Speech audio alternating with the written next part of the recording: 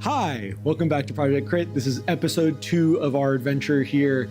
Last time, our heroes had met up, gotten their quests, and left Greyhawk, leaving the safety of it behind. As they traveled through the gnarly forest, they encountered their first bits of the Blight and finally came to a little bit of a rest stop to some degree, a abandoned farmstead where the Blight seemed to have an especially strong hold. There, because of various means, they have found themselves disembarking from their carriage and suddenly with enemies around them. As we left off last time, can I go ahead and get you all's initiatives? With disadvantage. Oh. Fuck. Thank God for advantage. Amazing. All right. Hey, we're buddies. Can I get 20 through 25? 21. 21. All right, I'm gonna be very careful with this. I rolled a nat 20 and a nat 1. 15 through 20. 19. Oh no. So you're gonna be very generous with this. All right. Got it. 10 through 15. Oh, boys. Oh my. Oh. 5 no, through 10. I have a 9. A 6. Okay. So, Head and hands.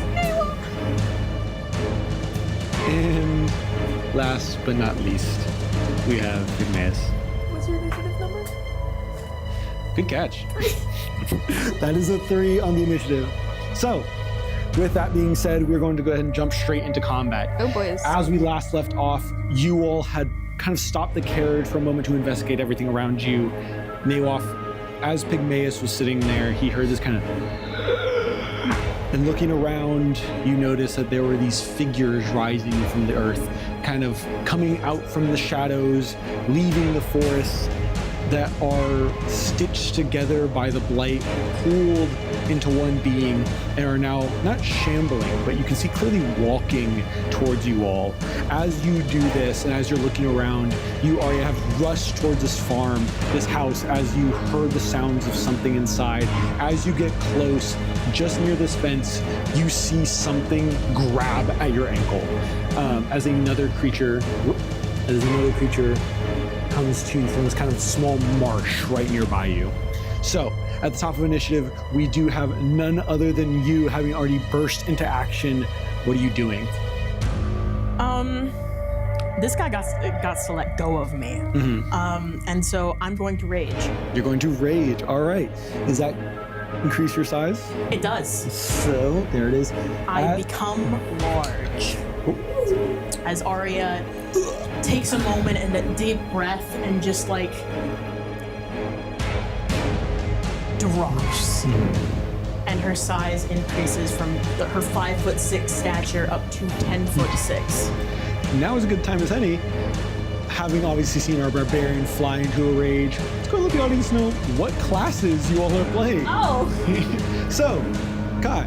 I am playing level 7 level of Battlesmith Artificer, 1 level Rogue. Mm-hmm. Arya. I'm playing Path of the Giant Barbarian. Full 8 levels. Pygmaeus. I am a druid, Circle of the Shepherd. All right. Valdove. 5 levels of Wizard and 3 of Ranger. All right. And lastly, Natalia. And I'm 5 levels of Twilight Cleric and 3 levels of Bard with the College of Eloquence. So, with that being said, our Non-monogamous. Path of the Giant Barbarian rages, kind of dropping their demeanor and immediately growing in size to become a large creature, now towering over this strange, blighted thing before you. What are you doing? That's your bonus action. Okay, I am going to infuse my Elemental Cleaver with fire damage. Okay. Just for... Sounds good.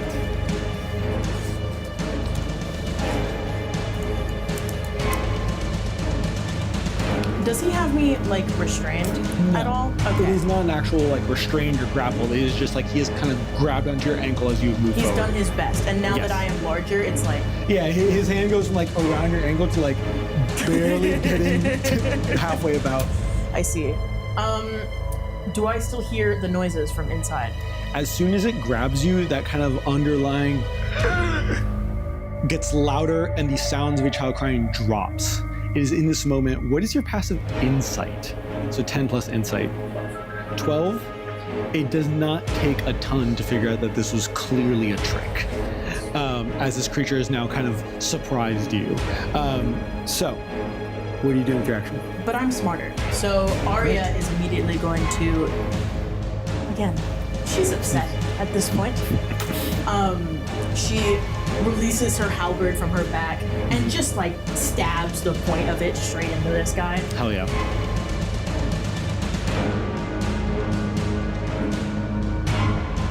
25 to hit.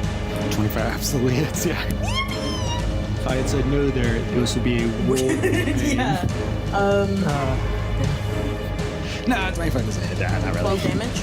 12 damage, all And right. then I should have just rolled the second attack already, but All good. 21 to hit. 21 also hits. And then 10 damage. 10 damage. So as Arya kind of brings up the halberd, stabbing down into this creature, you get a good look at it. What you see as you look down is this kind of strange connection, as previously described, of a creature tied to bark and blight. What you also notice as you look down at it is that it is not one creature. It is what looks like the arm of one thing, the leg of another, the torso of something else entirely, all kind of brought together and fused into one in the shadow of the blight. I love a good patchwork doll. So, I have 60 feet of movement. okay. Would I be capable of trying to drag this thing? I will say that it's probably going to be some kind of grapple, so it'd be an athletic check. I will say you did already use your action. Yeah. I'd say realistically you probably couldn't grapple it and move it this turn, having already used your action and bonus action. Okay. Then can I simply go around him so that I'm closer to the party? But still not taking opportunity attack. So I will add these little bits of marsh are difficult terrain, as are any areas where you have to cross a fence, but with the plenty of movement speed you have, that is no problem, as you just kind of circle around to the... It's so thin. There you go, to the other side of this thing. There you go. So, you kind of circle around this thing. What you notice is as you move around it, the body stays where it is, still kind of rising from the marsh, but the head swivels to face you. I am going to take that head clean off. So, is that your turn? I guess. It takes us to number 2, which is, I believe, Natalia. So Natalia, you at the front of the carriage, all the way over there, as having kind of brought the horses to a stop, look out, and now having a moment to breathe, see not only Arya having grown in size and stabbing down to this thing, but 1 or 2 other of these creatures having come up from the ground. Right. What do you do? So how far away is this one in front of me? That would be, you know, I have my tape here. So that is looking like about 45 feet. Okay, perfect. So Natalia just reacting on instinct, kind of seeing this like struggle sort of happen in her peripheral. She's on the attack. So she is instantly gonna lash out with a starry wisp aimed at this little thing in front of me. All right, sounds good. I will add this raging token to you. Oh gosh, no. Does a 23 hit? Okay, this is not fitting. 23 does in fact hit. You gotta ask, double check. You gotta ask it somebody. You know, you gotta just make It's the sure. rules. It's the rules. I mean, come on. It's in good sport. Yeah. It makes us feel good. So, 23 to hit. Maybe 2d8 damage. It's 8 damage. 8 damage to that one. And then as my bonus action, I'm going to Unsettling Words, the creature. Okay. Expending one of my Bardic Inspiration slots. And she's gonna throw out that starry wisp and then hiss. You better crawl back into whatever blighted hole you crawled out of this instant. All right. So as you say that, you see the creature that has finished kind of coming up from this desolated field, and as it rises and looks in your direction, you can see it like snapping the tendrils of the blight free from the ground to fully rise up on its own, and just kind of shifts in your direction, having been hit in like the side of the shoulder by this starry wisp that flies through the air, colliding with it. So that is your action. Yes. Bonus action? The bonus action was Unsettling Word. Yes. So on its next saving throw, it will subtract a d6. Next saving throw. Got it. Is there anything else you want to do, or are you going to stay put in the carriage? She will stay put there. All right. That takes us to number 3, which is them. I'd like to add, he can't turn invisible. He cannot turn invisible. Good. No. Kind of come up from the ground. On their turns, when they kind of have a moment to settle and before they take action, let's see.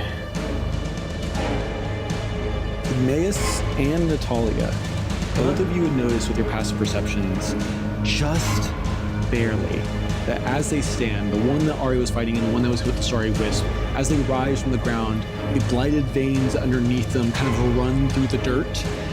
Their wounds that they have taken, as they step on the various blighted veins, they kind of rise into the kind of and refill the wounds that were on them. So that is what you two notice, is then their turns. Let's see.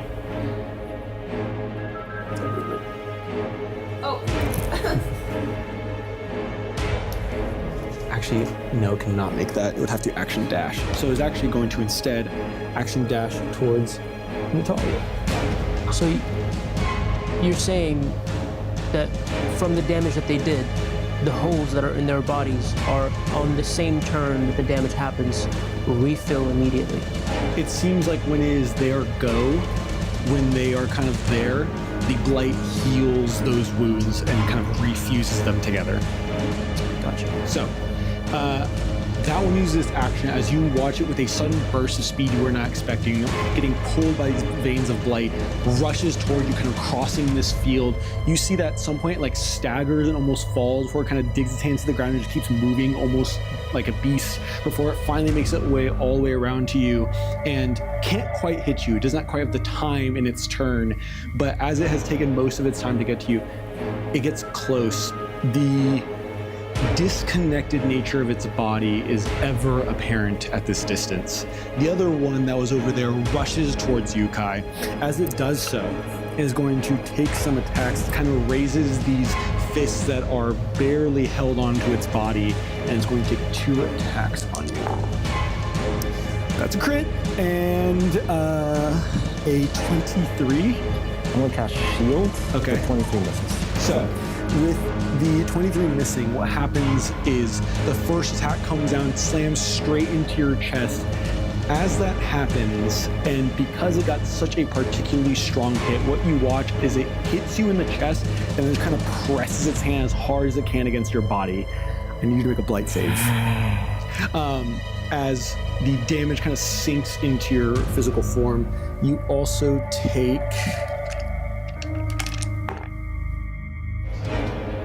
You also take 11 bludgeoning damage as this thing just raises a fist. Actually, sorry, that is pre-crit. 18 bludgeoning damage.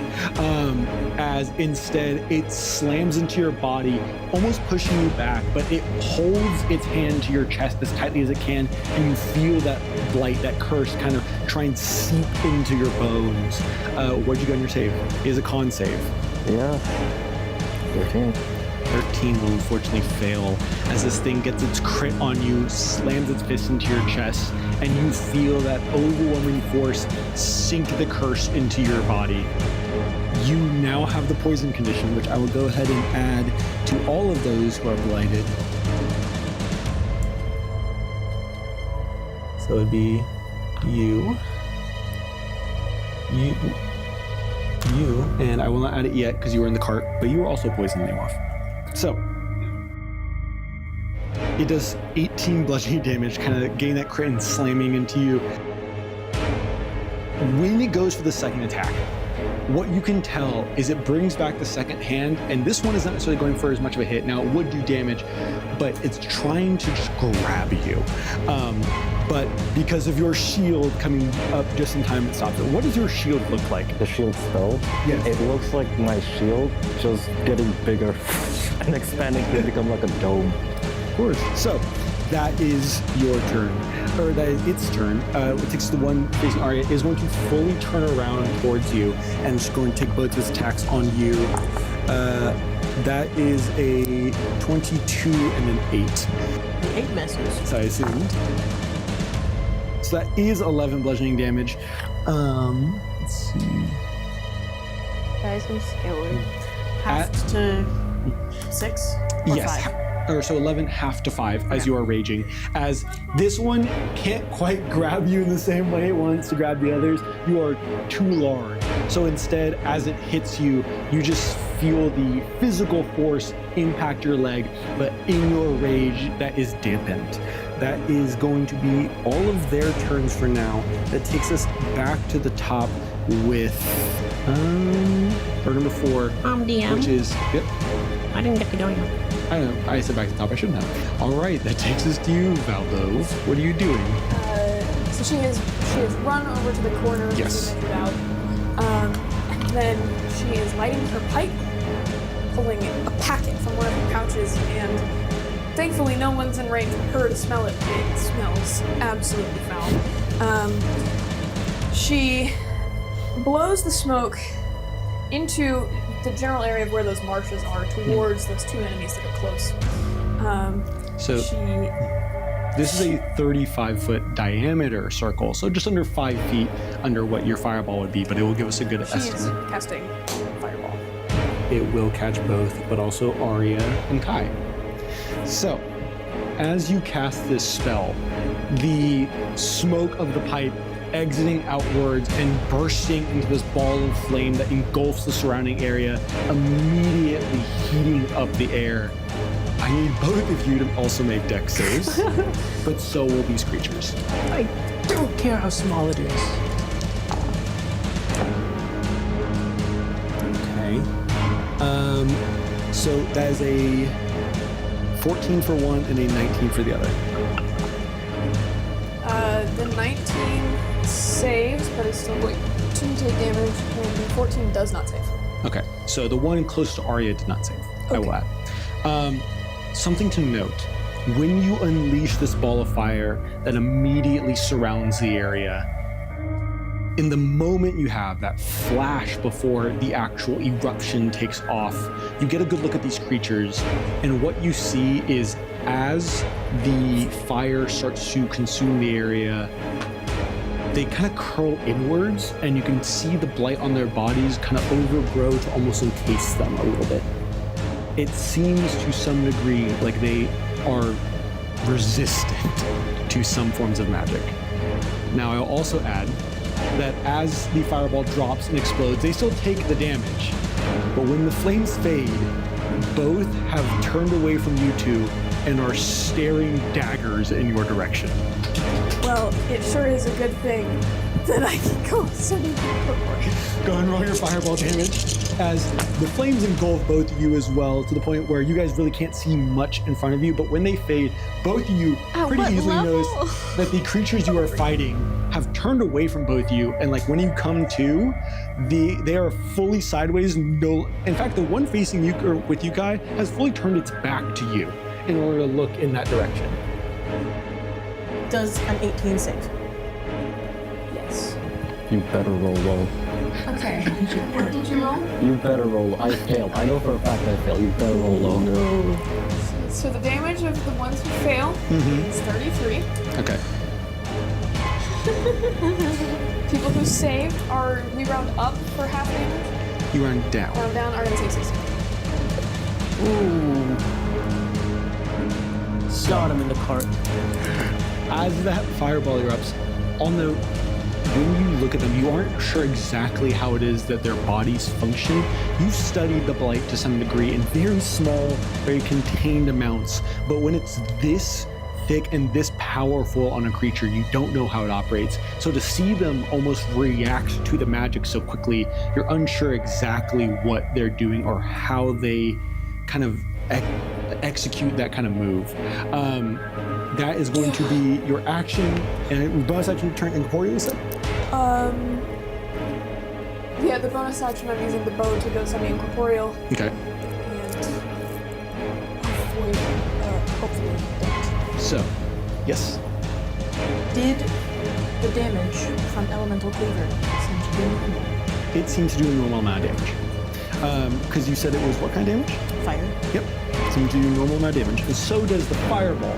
For the ones it does impact, or when it does hit them, even the one that's saved, it seems to do a normal amount of damage as far as you know, or as much as you would expect, especially someone so practiced with the magic. But it just seems more so like they were reactionary to the actual casting of the spell. So, that is going to be your turn? Yeah.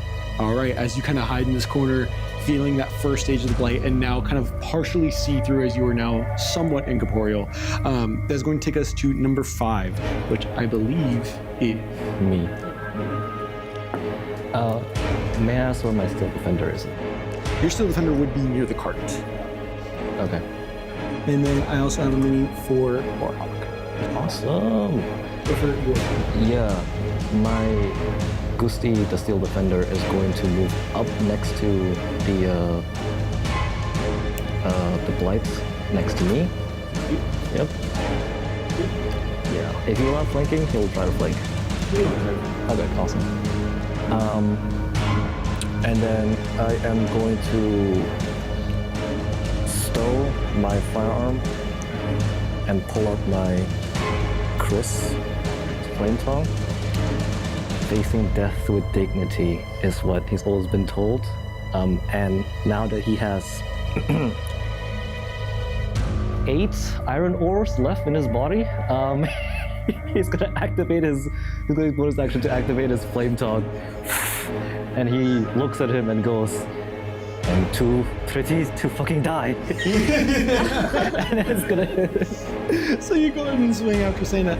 Keep in mind you have disadvantage, but go ahead and make your attack rolls. Okay. Do you use flanking rules in this? Yes. Okay. Okay, cool. Well, 8 HP is correct. HP. Guys, it's now that I'm starting to remember that we forgot to specify whether or not we want potions. No, you don't. I think what happens is, I'm pretty sure they both miss. That is a 9 and a 11. Yeah, those both miss. What happens is that as he both miss, he tries to target the blighted figure, but he's always been told to aim for the head. So he tries to aim for the head, and each time he aims for the head, it just goes slightly missing, slightly off. A little frustrated at what happened, he looks at Gusti the bird, and tells him, "Okay, you have the one. Take it and just hit him." And Gusti goes up with a wand of magic missile, and he's gonna cast magic missile through it, and aim all 3 at the one next to me. As the magic missile obviously automatically hit, Gusti kind of flying up using the wand, and as the bolts fire outwards, they kind of arc into different trajectories before kind of coalescing back together and striking into this creature, dealing 13 force damage. 13 force damage. No? So, and then I look around at the rest of the party and I go, "If you can heal me, please heal me. Death is highly overrated." I will say you are about like 15 feet away from them and in a battlefield, so if I would be like, "If you could heal me!" He has been near death, though. True. He's not quite so disturbed. Yeah, he's trying to keep going. So that is your turn. As that takes us to, last but not least, Pygmaeus. Well, I still did in the cart. have something in mind. However, now tell me, how far away am I from Kai? From Kai?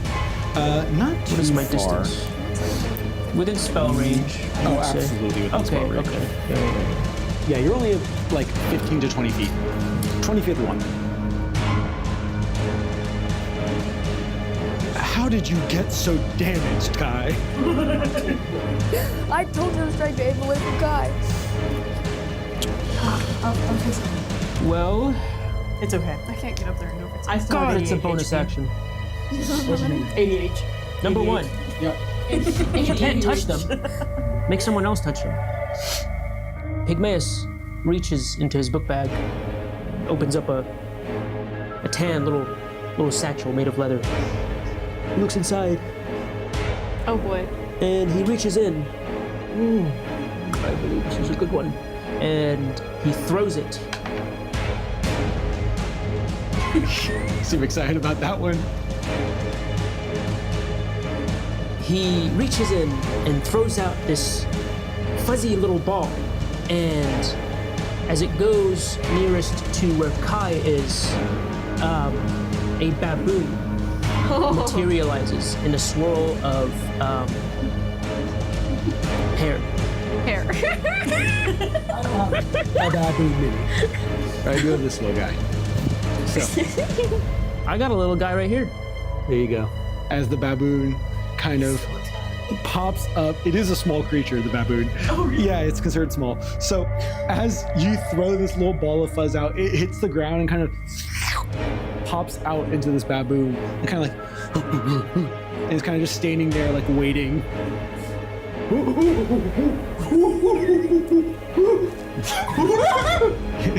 So, as you say this to the baboon, what are you trying to get it to do? I want it to attack the one nearest to Kai. Okay. I can't see shit with these ones. Jaden is losing it. We just start throwing him at him because Tell me what Kai is again. Guy is right In orange. here. Oh, I The see. orange hat. Okay, so yeah, I wanted to focus all its actions on that baboon. On that one. Yeah. And then, now, as I understand it, this bag does not count as a spell slot, so I can cast a spell in the same round. I will have to check. I believe you can. The more important thing is if it takes an action to actually use the bag. No, it is actually, well, yes, it is an action, but however, my spell is a bonus action. Then you are good. Now, let me get the details here. So the baboon does act on your turn. You can use the bonus action to command the creature to do what you want. If you do not,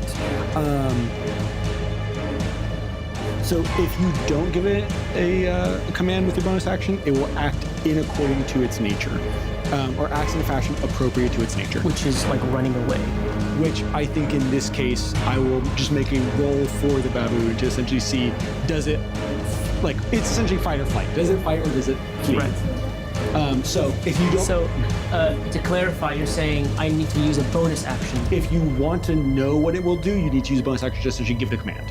Oh, I see. Okay. So Yes. does that mean if I end my turn right now, it could run away? Like, Yes. just this instant. God damn it! So you throw it out, you see the baboon like lands, and it's like, and it looks back towards you, kind of like waiting for some kind of command. Persuade the baboon. It's like it's literally just standing, brother in the jungle, please. it's just standing there like waiting for some kind of command. Psych! You do see its like back foot starting to move away, like it might run. Listen.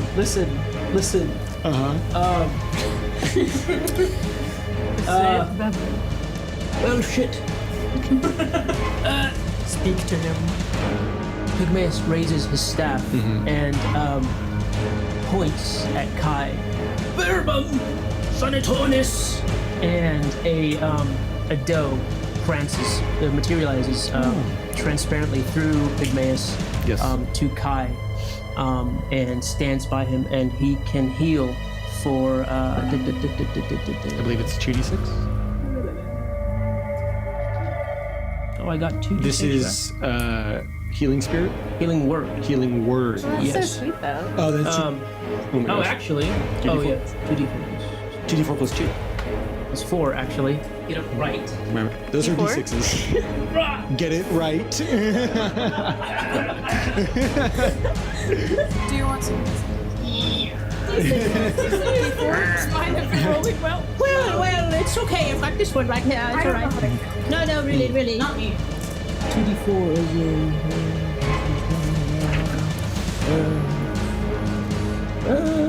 Yeah, calc. It's like for calculator. Is that short for what? Short for calculator. In case you didn't know. That's I'm just giving fly. From this distance, it looks like 5 + 4, so 9 healing. No, I've got my spellcasting modifier actually, which is +4. Yeah, so it's 5 + 4, which is 9. So, for the sake of speed, the doe prances up to Kai. As it does so, you feel somewhat reinvigorated as you heal 9 health. Your wounds starting to slightly scab over and close, and these kind of burns and scorch marks that you took from the fireball kind of fade just a little bit.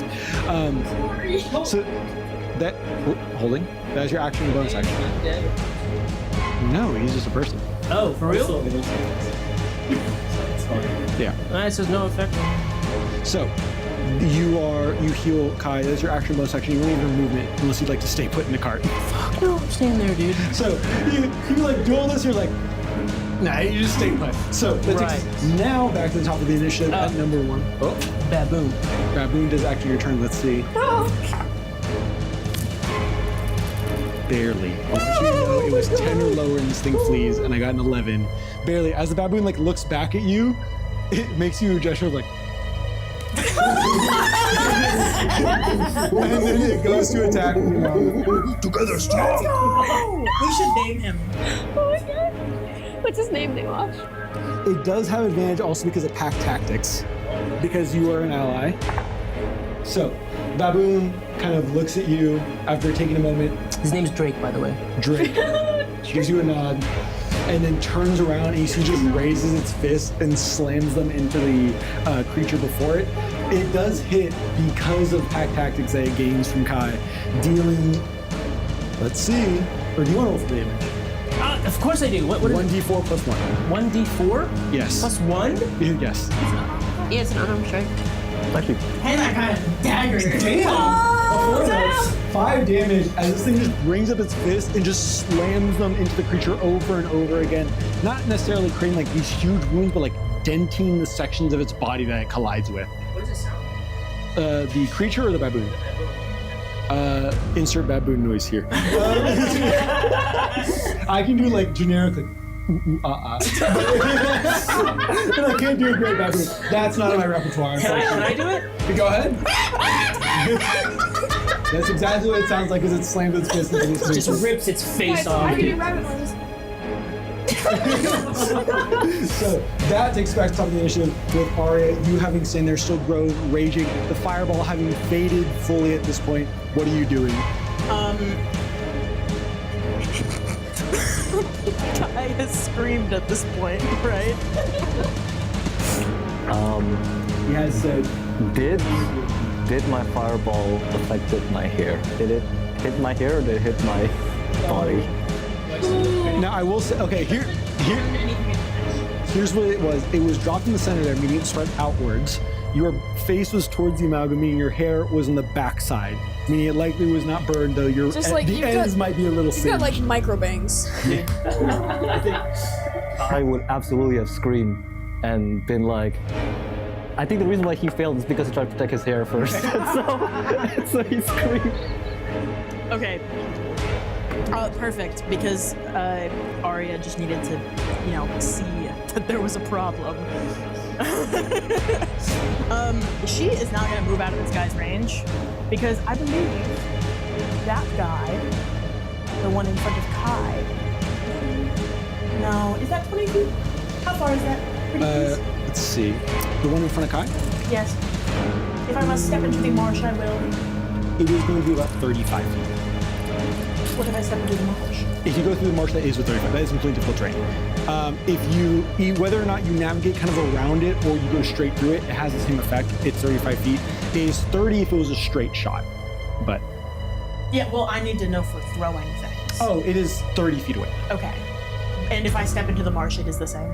If you physically walk, you say like take a step forward. Yeah. Oh, Take a step towards. Yeah. Without getting out of this creature's range, Yes. you could reduce it to 25 at most. Damn it. Especially with your large size, that's about as far as you can get. Okay.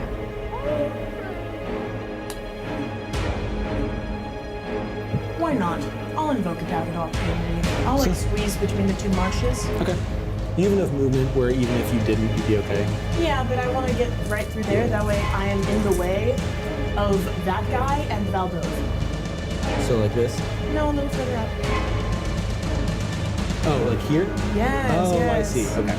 I want to be in the way of that guy's path. Okay, so you kind of move the marshes. This thing will take an opportunity attack on you as you Yes. leave. That is going to be a 17. I should That does hit. hits. So that deals. Ooh, Oh no.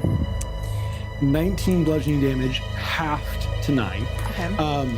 As you turn your back fully and run away from this thing, it just kind of grabs. I mean, you're huge, so it kind of grabs essentially your calves. Yeah. Like your calves are like the back of your knee, and just kind of pulls and just slams at it, not quite stopping you, but just dealing damage as you go. You know how horses like kick things off? Yeah, you just kick it up. Yeah, just like. So you run off to the side, going through the marshes to get in the path of where this thing would need to go if it wanted to reach Valdove. Yes, and then I am going to heave my halberd over my shoulder and then just fling it Okay. at the one right in front of Kai.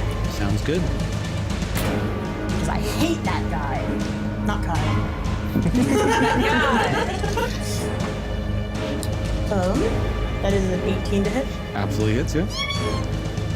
As you throw the halberd, what you notice is it sinks into its body.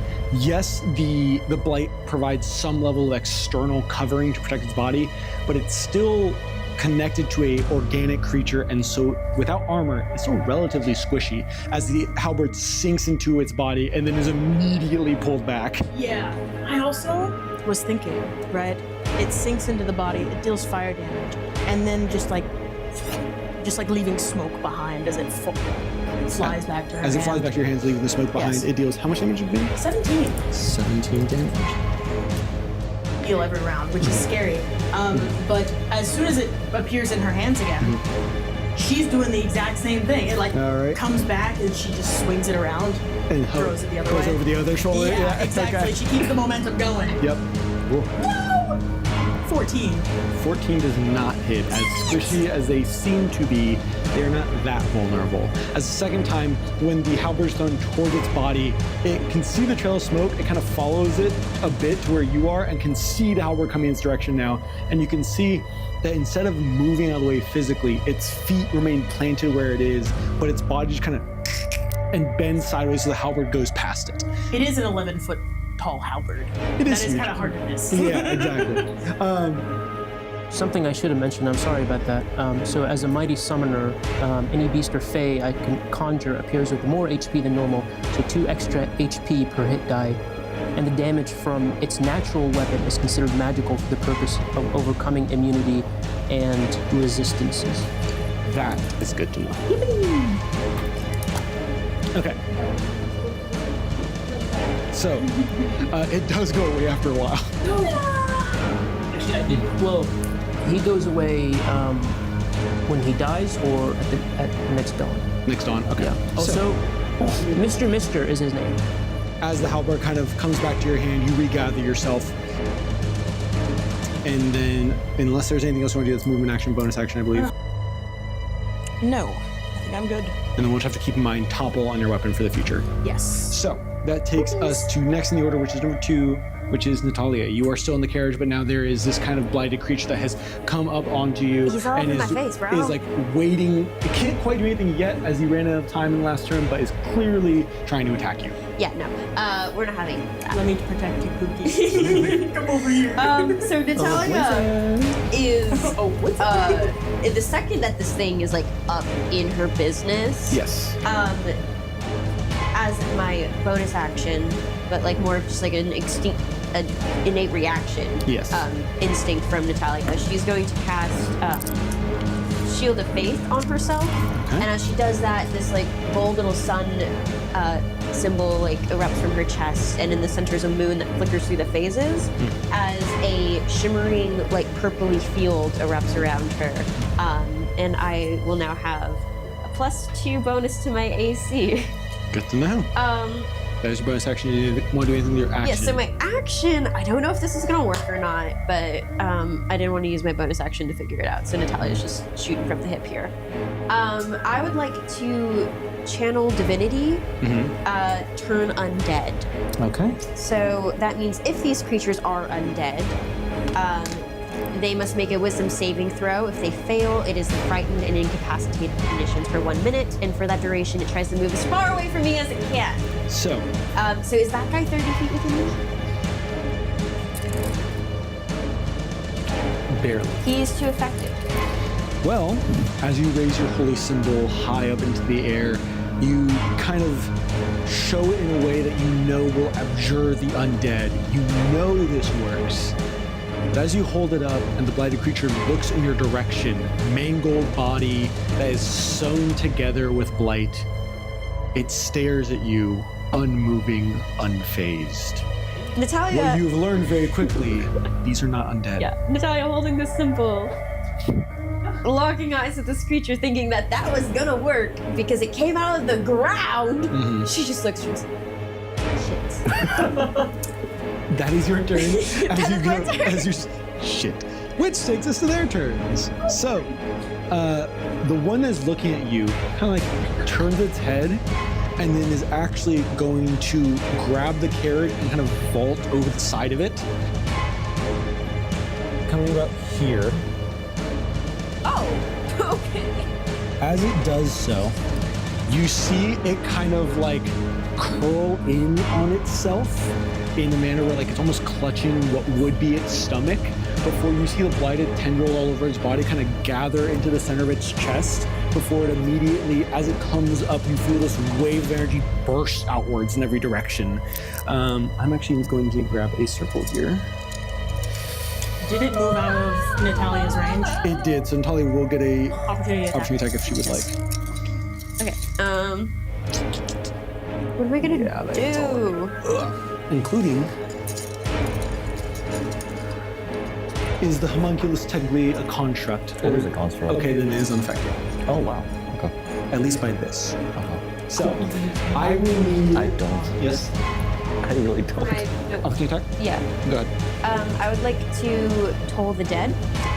It has to be a melee attack unless you have Warcaster. Oh, okay. So Melee it has attack. to be like a quarterstaff, a mace. Okay, yeah, I have a rapier. Yeah, there you go. Okay, cool. So, while you're taking the attack, just let me know what is hit. 15? 15 will not hit, unfortunately. Wow. As it kind of vaults over the side, you go to stab It's towards too it with your quick. rapier, and its body kind of like cracks on itself to avoid the hit. As it gets to the center there, it kind of curls in, releases this wave of energy.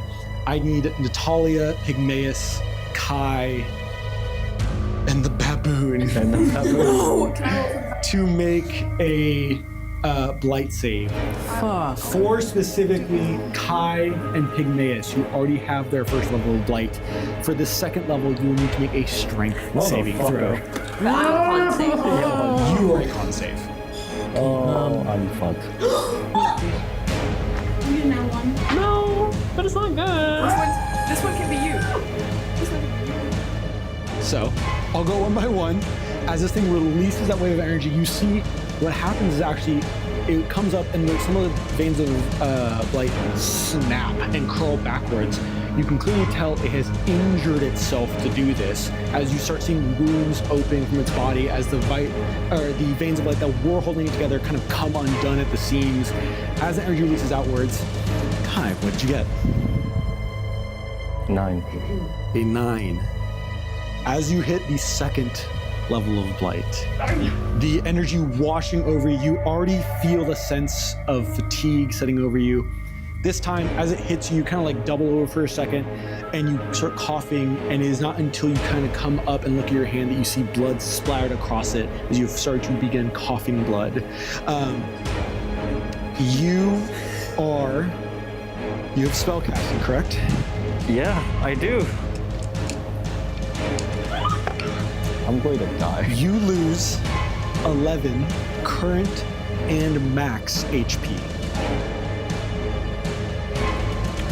Are you up? Give me a second. That's a good question. So just subtract 11 from whatever your current health total is, and then subtract 11 from whatever your max is. They don't affect each other, they're separate unless you are already at your max. So essentially, if you had 50 health and lost 10, if you're at 45 health, you get knocked down to 40, whatever your new max is. But if you're already pretty injured, then those two numbers lower separately.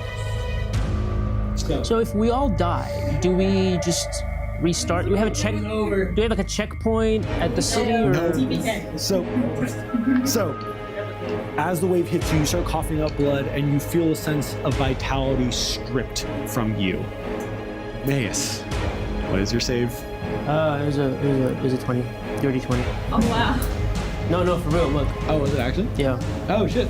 Well, No, he's not. luckily for you, as the wave blasts outwards, you kind of see it coming, and even though you are kind of exhausted at this point by the first stage of light, you kind of duck as much as you can behind the carriage and kind of cover yourself as much as you can. You feel that wave wash over you.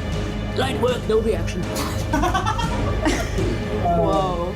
So that is you, and then My baboon.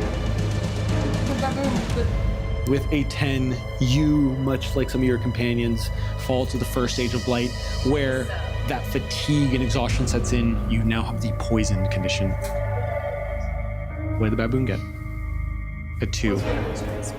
Now, well, no, for the baboon, it's a con save. Oh, for real. Whatever his con score. What's his con? His con Okay, is... think of it too. his con save is a +0. Yeah. So it's 2. So, as the baboon is hit, it is also poisoned by the blight as the first stage kind of hits it, and you see it was like, it's kind of already hunched over and kind of like it's breathing heavy now. It's tired. Do you want me to keep track of the status Yeah, you might need to keep track of those separately. Sure. So, as that wave goes outwards, this creature also kind of lowers its body and starts hanging, as it's clearly expending a great amount of energy and to a degree, some of its own health and like healthiness to do that. On the other hand, this other creature and this one as well that were looking towards you previously when you had cast Fireball, what you see is something strange. The one surrounded is like shifting around, its arms cracking in different directions, its head kind of on a swivel like an owl. As it does so, you can see is trying to figure out something, but it can't quite do it, and so it is going to instead, let me try to have this correct. Yes. It is going to disengage. I'm going to run towards Valdez. Now, I believe Sentinel allows you to take an attack opportunity even if they disengage. So, they're going to have to attempt to run past you. I'm gonna hit this bitch. It gets about here. I'm also going to have to put my shirt because it keeps getting magnetized to my mic. I believe in this guy so much. Ooh. 26. 26 does hit. So as it starts to move past, you take the spiked end of your halberd and kind of like dig into the back of its leg and pin it to the ground, preventing it from getting any further as Sentinel kicks in. Go ahead and do your damage, but also it cannot move. Its speed is 0. So that is its turn. 18 damage as this thing is now looking. Damn, I rolled pretty freaking good. Also, how do all of you have blight and not the barefooted woman walking in the blight? Very It's constitutional. called con save and strength save being the first 2 saves. Against I actually have a pretty good spellcasters. con save. I just rolled poorly. Even partially before you see this thing like turn and like start shifting towards you in your direction, before it can get most of the way, Arya pins it down and you see it is like stuck to the ground before you. It instead is going to turn the top of its body swiveling first to face you and the back half swiveling to join it, as it's going to take its 2 attacks on you instead. Okay. I will say, as soon as Arya pins it, she puts a thumb up towards Valdov. Yeah. So that is a non-nat 20 and a 17 hit. Did didn't it use Oh, its actually, action right. to It actually disengage? disengaged. Good catch. So instead, it was just kind of there and is like trying to twist out of it, and it cannot quite get any further. This one, on the other hand, let's see, it will actually instead go here and is going to flank with its ally. Actually, can you flank a large creature for a medium creature? I believe so. Yeah. I think there's 2 size categories, larger where you can't. All that says to me is that I need to be huge. Fair. That's all I'm hearing. The first one is a 23, and the second one is a non-net 20. Interesting note. So, as both these attacks hit you, the first thing that happens is the actual like hands or like appendages that it has connect with you and just grab on as best they can to like the back of your knee or the back of your thigh. And because you can feel both attacks hit to some degree, both connecting, I need a blight save. Okay.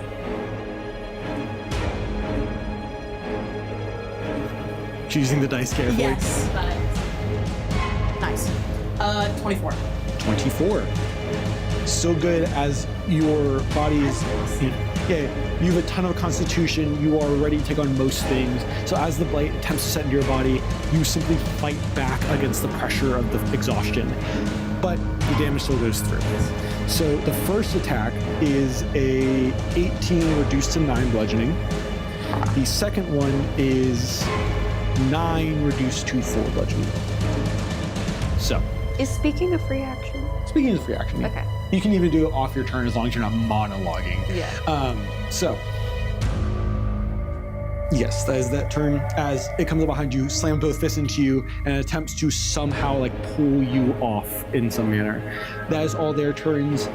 I will say, you do see them at the very end, or end beginning of their turns, kind of as they are stepping on the grounds, and especially with the 17 past investigation of Kai and Baldo having a bit more time to fight these things, both of you notice that when they step on the ground, normal Earth, nothing happens. But when they step on blighted Earth with the veins running through the ground, it seems like that is when the blight kind of comes up to heal them. It seems they must be physically connected to the Earth to do so. Additionally, what happens at the very end of their turns, you see them kind of hunch over, and each of them connect the tips of their fingers with these strands of sinew to the earth. And as they do so, their heads twist still in your direction. Yes. As this dude does that and then they attack Arya, Natalia is gonna stand up from the cart and say, "Okay, everybody back on the cart." All right, that is going to be their turns. I will note, in case you didn't hear it, the one that you pinned going to Valdove is visibly winning. So that is going to be their turn. That takes to number 4. Which number 4 is Valdove? Yes. So you are no longer partially incorporeal. As you kind of come back to fully materialize in this plane of existence and still see both of these creatures, though in combat with other people, like their bodies are fighting your allies, but their heads and their gaze are turned to you. What are you doing? Well, she's going to whip her moon bow around her shoulder and hook it off so she can draw it. I'm going to go for the one that's closest to me. Okay, go ahead. Oh. Isn't that one? Oh. You fire the arrow, and as it whizzes by this creature, kind of flying off into the middle distance, you kind of have a moment to sit there and think like, Well, shit. very much so. For like, just for fun, because of the things I would have added to the attack, I would have had a grand total 6 to hit. Well, unfortunately, 6 does not hit as the arrow whizzes by.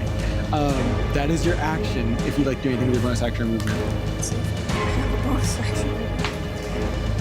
Keeping in mind that I believe after you is Pygmaeus. Yes. What is you? Oh, sorry. If they have to Kai, be connected Pygmaeus. to the ground, can you jump up on top of the house? They don't have to be connected to the ground to move. It's more so that seems to be when they heal. Yeah, well, I'm saying. Somebody pick them up. I forget. Air jail. Air jail. I can actually do that. So I am going to follow Arya's lead, and while avoiding the range of pinned light thing, run to the car. Run to the cart. How much movement do you have? I have 30 feet of movement plus the 15 that I can do. So 5. You can make it most of the way to the cart. You can make it to about. I mean, I made it there from the cart, so. Yeah, you make it there. You make it back to where you were, as you kind of run and then leap off the ground, kind of flying a bit through the air as you land right next to the bird of paradise that is Kai's, and maybe about 10 feet from the cart at most. So that is your turn. Yes. How many enemies are on the table? Currently just 3. So that takes us to Kai. As you are standing there, fairly injured, having just been hit with a second level of blight, you're the first in the group to experience this kind of extended form of it. Yeah, okay. I think Kai is at a point where he sees what's going on and recognizes that they're about to leave. But just in case, he is going to stay for a little longer to help keep that one off their trail. So he is going to move there and attack this guy next to the wagon, and he's going to get his steel defender to also move up to him. They can't quite flank because of the tight space there, but you guys can both take your attacks. Okay, gotcha.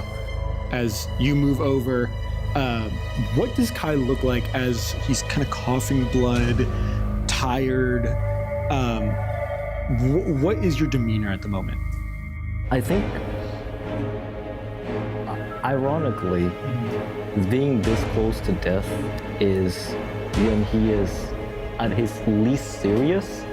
And so you hear him as with every cough, he just chuckles a bit and says, "To die in a random ass farmstead near the sea? Well, I guess that's just how it goes." And then he's He'll take his attacks. Go ahead. Just I love coping with you. So true. 16. 16 does hit. Wow, okay. Oh, that's perfect. You bring down the Chris sword onto this creature, just barely managing to slice through its actual exterior body and cut into the frame of what is holding it up. That is 16 fire damage. All right. And then second attack. Second attack. That is 17, so I assume that hits as well. 17 also definitely hits. Whoa. Yeah, 36. Damn. 25 fire damage on second attack. On the second, it's 25 fire damage. Now, this thing, unlike the other two, has not taken that many hits so far. It's taken a Starry Wisp as well as a bit of other damage, but up to this point, as you are going towards it, this is the one that just released that massive wave. As you kind of stomp in its direction, it turns to a degree to face you, and you can see that what it's looking at is not you, but the blade you are holding. It is eyeing the flame tongue. Even though it doesn't have the kind of same level of like proper flesh and eyes that you have, you can tell that its gaze landed on that.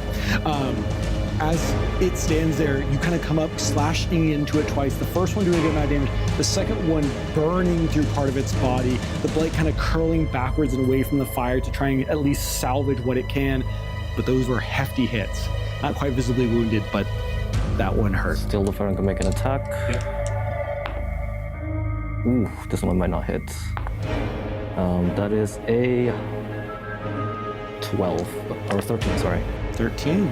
13 does not hit. So your shield defender does not quite connect.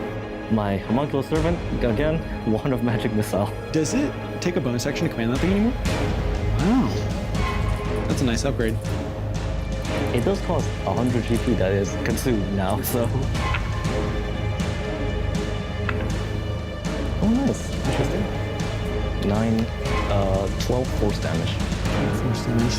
As that thing does fall into visibly wounded, as the just barrage of hits from the flame tongue Chris blade, as well as the magic missiles kind of arcing up and around and hitting in its back as you were attacking the front, combines to a level of damage and scarring onto this thing in a 6-second span that this thing clearly was not anticipating. It's kind of almost knocked off kilter for a moment, having to dig its feet quite literally into the ground, reconnecting with the blight to catch itself from toppling. So. Yeah, I think, that's gonna be my turn. He just laughs maniacally and goes, "You will not take me that easily. I will not enter the depths without a fight." And that'll be his turn. So that is your turn. That takes us then over to Pygmaeus, still in the cart. As you kind of like peek up and over, you see not only a blighted figure directly in front of the cart nearby, but you see Kai currently slashing at it with the flame tongue, as well as Valdo, who's appeared back nearby. I'm trying to get the hell out of here. Okay. 2 enemies have their focus on Arya right now. Correct. So if she wanted to come to the cart, she would have to pass 2 opportunity attacks possibly. Or disengage. Or disengage, sorry, right. And then there's one right next to us. Now, that one we can probably take out on our own. But they are going next. Not quite directly next. Supposedly. Soon. No one's going to be there, so point of contention is probably that creature right there. In front of the cart? Yes. So, what are you doing? Fuck. Okay. Tell me,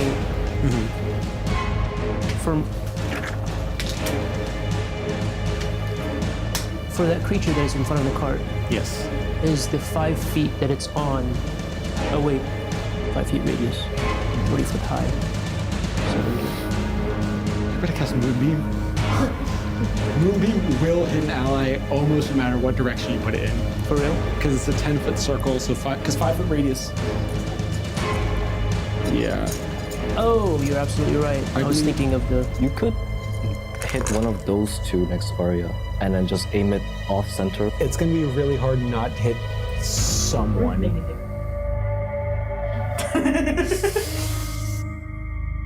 I'll leave it alone. Always an option. It is always an option. I just gotta remind. I'm sorry for taking a while, but answer this question for me. Yes. When Pygmaeus was doing research, has he ever tried to see what the blight does to magically grown foliage? Magically grown foliage? It depends.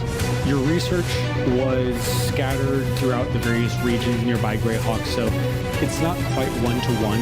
But what you remember very quickly in the heat of combat is that magical foliage foliage that was grown magically, it still interacts with it as though it was normal in terms of how it kind of takes over it. But the blight does seem to enjoy magical foliage more than normal foliage. Would you call the blight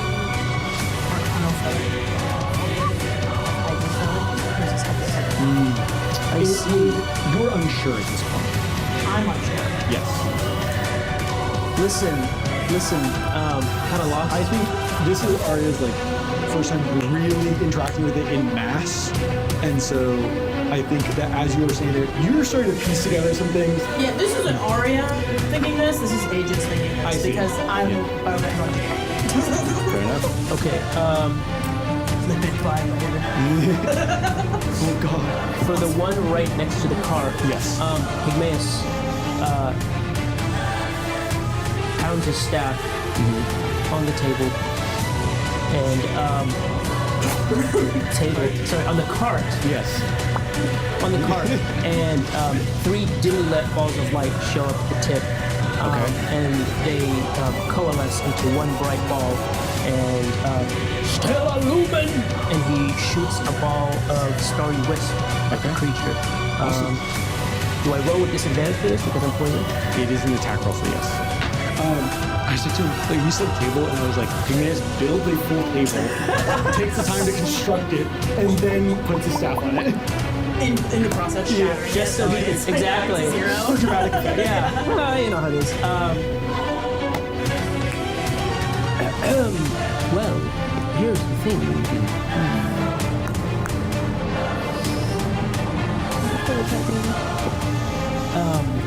Let me go check, but well, you know what, you're right. It's rules is written, you know what I mean? You know what I mean? Hold on. Did you roll a natural one? No. Okay. What did I roll? It was a 6 plus 7. How'd you know? 13 misses. Huh? 13 on the attack roll. 7 plus 3. Misses as the starry wisp kind of flies off and impacts the ground nearby it. Yeah. The ground is slightly Is that your turn? hollow. Are you going to use your bonus action to command the baboon, or are you going to roll the dice? I mean, let's see what the baboon's got in store for us. Let's, Are you going to use your bonus action to command it? Go fuck up that guy. Okay, so we'll say that's your bonus action to communicate with the baboon. It's going to go and attack the creature. It no longer has... Actually, it should have a path. It's a small creature. Especially if you're there. Yeah, you can fit it. He does still get pack tactics because there's no ally with nearby. That is not getting it. That is a natural 1 and a 10. And actually, he's first level of light, so that would be a disadvantage too. Wait. You gotta roll hurdles. Yeah, Rules. yeah, no, it didn't change. It's not. So, the baboon is starting to feel a bit of the fatigue set in from the bite. So as it kind of moves forward, and kind of like brings its fist up, but there's not as much force behind it, and so even though it kind of somewhat connects with the blighted creature, it does not seem to actually impact and deal damage the same way it did before. That is going to be your turn. At the top of the initiative, what you all seem to notice, especially those with high passive investigations, is that these creatures are looking around, they are analyzing the battlefield, they are shifting their tactics and their movements. Over the course of this battle, you are starting to piece together these things are not dumb brutes. They have some level of intelligence, they seem to be moving with some level of purpose, though you aren't sure exactly what that may be. Back at the top of the initiative, you do have Arya currently sandwiched between 2 of these creatures alone. That is true. That is what is happening. So you see, there's a bit of an issue, which is that if I take my action, disengage, then I will not have attacked this round, and I will drop range. I will note, you don't really fit in the cart very well when you're large. You can squeeze it. Yes. But Arya's no bitch. She ain't gonna run. I mean, basically, like, I feel like Arya would just run along with the cart. She hasn't been in the cart. Yeah. So, like, we're kind of waiting for these two to hop I in imagine you getting the and cart, Arya like- to...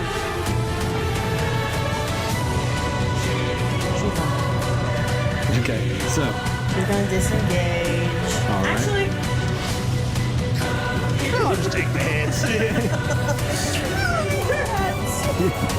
yeah, I'll take the hits. She's gonna run and she has 10 foot. Yeah, you can reach over allies because of your size. Like, you can swing down over allies. Drop. Just imagine she's gonna. you're standing there and a massive halberd just. The creature that was once in front of you is now just gone. Just like turns into a mist. Both of them are going to go. 3 attacks on you. Yeah. That is a 24 and a 22. That also hits. So.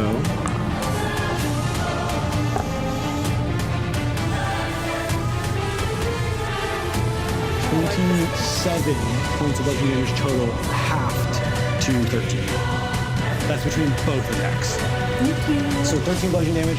As you run away from these things, kind of heading towards the car, both of them slam at your back as you go, but neither are able to actually deal as much damage as they would have hoped, as your raging provides you some level of protection. Oh my god, I'm almost down to max HP. Oh my god, I hate barbarons. So, you get about there. Yeah, and then she is going to, very carefully, to make sure I do not hit the baboon in front of her, Yes. she is going to swing her halberd down. To not hit Mr. Mystery. Yes. Not hit Mr. Thank you for that. Oh no! He said thank you, OG. For real, you're on. You're great.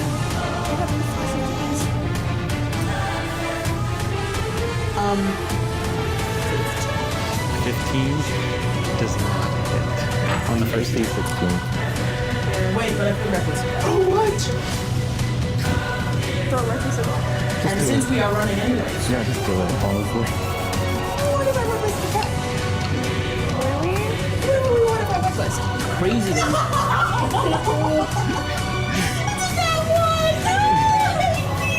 So that's the first attack. As you like swing down, She's being too careful about Mr. Mister. you're like,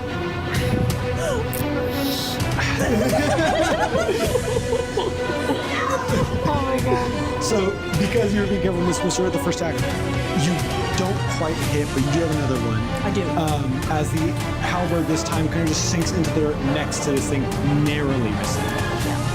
Only because you're being cautious not to collide with Mr. Mister.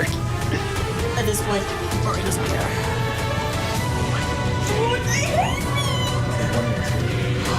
Oh my god. The second attack, you bring it up, you're about to just slam it as hard as you can down on the ground, and then you see Mr. Mister look up and go, like the fucking, Sad monkey. the sound I'm so cooked. as you're about to bring the halberd down, you're like, as you just have to be careful and you're like a monster rifle attack and still miss as this thing has a little bit of time to readjust when you bring the halberd down.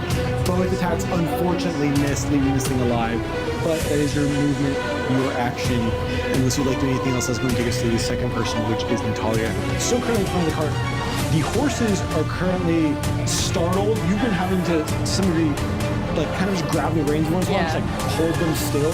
At this point, what are you doing?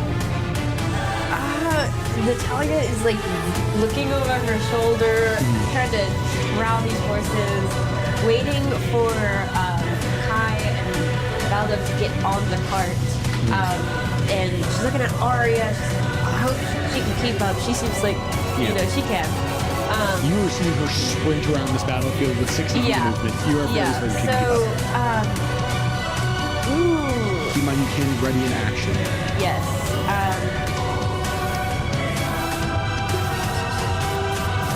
So, I assume once we take off, I need to make an animal handling. It'll be an animal handling check. Okay, an animal handling. Yes. Mammal Mammal handling. So, in preparation of knowing she's about to have to do some fuck shit with these animals, Yeah. like, Fair enough. she's gonna cast guidance on herself. Okay.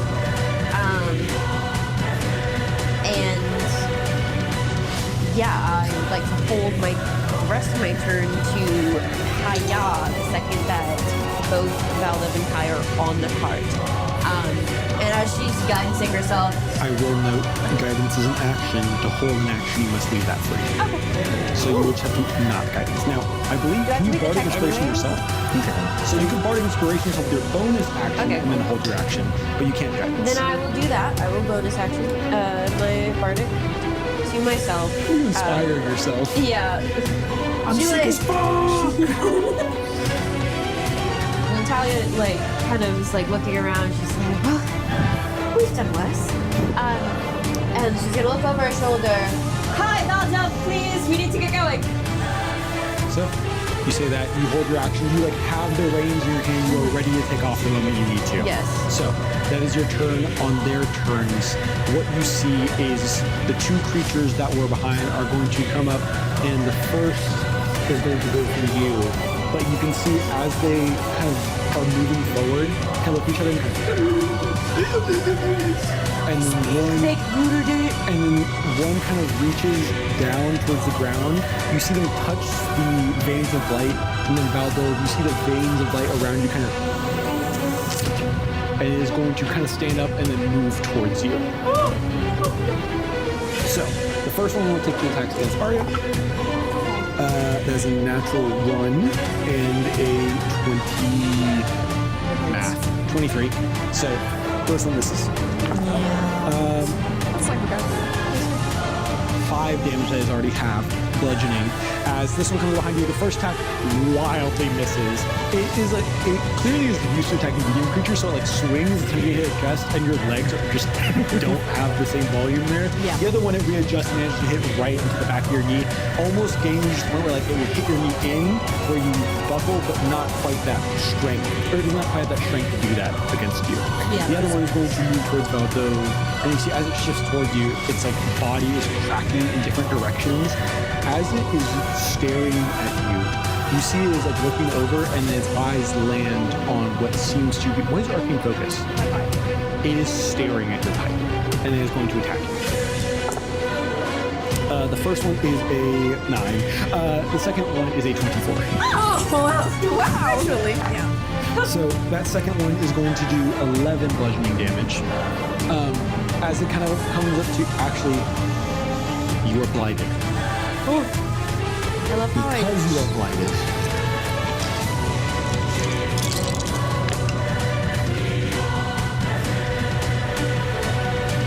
So 11 bludgeoning, and then as it hits you, staring down your pipe, the physical damage of the impact hits you first, and then there's a moment where the veins on its hands as they connect to you sap more energy out of you, and you can feel almost like the blight is being stung into your skin.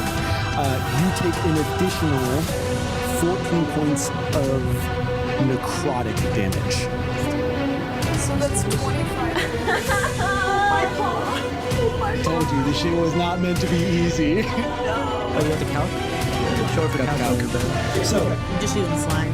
as that hits you, you start feeling the blight that is already in your body almost burn and ignite, like embers being kind of touched by a flame, and you feel that necrotic damage sink in. That is going to be its turn. That is that one's turn. The other one, in between all of you, is going to, is going to kind of look around, see everything nearby, is going to curl in on itself. No! And what you see is this time, unlike before, this thing already looks pretty injured. It is not a great. It starts ripping at its own flesh, kind of pulling veins of blight off, and kind of, as much as it can, pulling them to the center of its body before it kind of lifts up and presses in, and you watch its ribs crunch in. Yes. So, when an enemy makes an attack, Yes. I get to take an opportunity attack on it. Correct. Does that mean the attack has to... Is that like when the attack hits, or when he's like charging up the attack? It would be when the attack hits. This does not affect that. As you watch, as its body kind of starts sizzling, kind of, and as it releases another wave of energy, you watch as its body crumbles and collapses. It gives up its life, and a burst of even worse energy spreads outwards. This one has a larger radius. Let's see.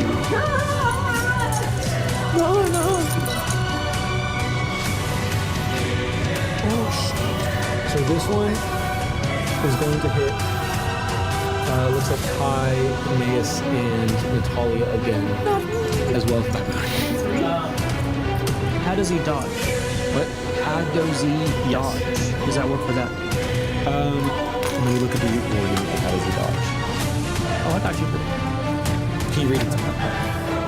Yeah, just give me a second. Let me go find it in my handwritten notes. When you take damage, you can use your reaction to roll a d6. It does not work for this because this is not damage.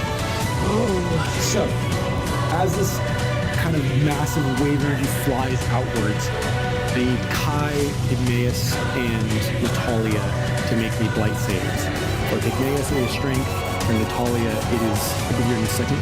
Yeah, I already have one blight. So it is strength. For you, potentially going to the third stage already, is Dex. Okay, that's not the worst. Let me get this straight. If I'm on the first level of blight, I make a strength save. It is a con save. So if you're going from 0 to 1, con. 1 to 2, Strength. Oh my god. Let me read something real quick. So I need to check something. I pull everything I can. You still do that? I do. So, as that goes off, this thing's body crumbles and it dies, giving the last of what it had left into that kind of burst of energy. Let's put the cowards back out. We might need vials. He does. Whoa. I might need the vial. Hold on. This has a level 40. Hold on. Whoa. I need the vial. Let's not start running fights with anything we haven't had. We can rock, paper, scissors, all right? Before we continue,